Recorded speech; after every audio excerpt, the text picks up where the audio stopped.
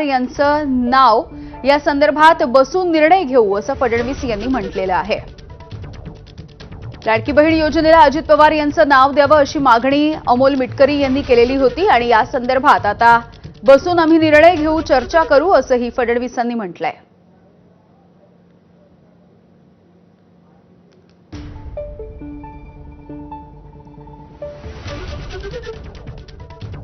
योजना को पवार साहब के नाम पे करने की। देखिए, अभी हम लोग कई प्रकार की मांगे हैं, सब बैठकर किस प्रकार से करना है उसका विचार करेंगे। यानंतर सगळ्या महत्त्वाच्या बातम्यांचा वेगवान आढावा। मुंबई पुणे द्रुतगती मार्गावरती अजूनही वाहतुकीची कोंडी कायम आहे। काल संध्याकाळी केमिकल वाहून नेणाऱ्या टँकरचा अपघात झाल्यामुळे इथली वाहतूक ठप्प झाली होती। 10 ते 15 तास वाया गेल्यामुळे प्रवाशांचा संताप। जुन्या मुंबई पुणे महामार्गावरील खोपोली टोल नाक्याजवळ प्रचंड वाहतुकीची कोंडी झाली आहे। केमिकल टँकरचा अपघात झाल्यामुळे मुंबई पुणे द्रुतगती मार्गावरती गेल्या 21 तासांपासून ही वाहतूक ठप्प आहे। जुन्या महामार्गावरून मोठ्या संख्येने प्रवासी निघाल्यामुळे खोपोलीजवळ पुन्हा एकदा वाहतूक कोंडी झाली आहे। विद्या प्रतिष्ठानच्या मैदानावरती अजित पवार यांच्या स्मारकासाठी गेलो नव्हतो।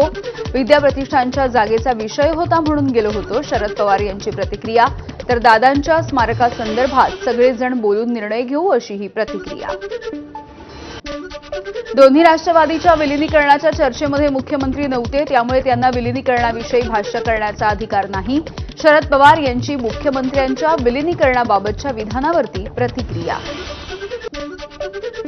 दिल्लीमधल्या बैठकीनंतर खासदार प्रतिभा धानोरकर यांनी ठेवलेलं स्टेटस पुन्हा एकदा चर्चेत आलंय। संकट त्याच्याच वाटाला येतात ज्याची पेलायची ताकद असते, अशा आशयाचं त्यांनी स्टेटस ठेवलंय। दिवंगत बाळू धानोरकर यांचा फोटोही त्यांनी स्टेटसला ठेवलाय। चंद्रपूरमध्ये भाजपकडून ठाकरेंच्या शिवसेनेला 1.25 वर्षांसाठी महापौर पदाचा प्रस्ताव।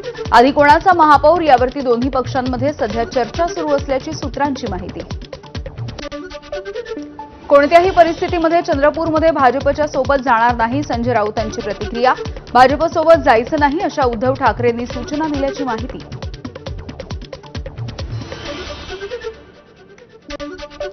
सांगली महानगरपालिकेमध्ये भाजपकडून धीरज सूर्यवंशी महापौर पदाचे उमेदवार, तर उपमहापौर पदासाठी राष्ट्रवादीचे गजानन मगदूम यांचं नाव निश्चित। पालकमंत्री चंद्रकांत दादा पाटील यांच्याकडून घोषणा।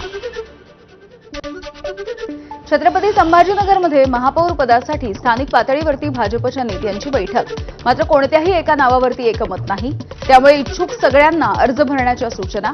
महापौर निवडणुकीच्या दिवशी एकाचाच अर्ज ठेवला जाणार। परभणीमध्ये महापौर उपमहापौर निवडीची तारीख बदलली।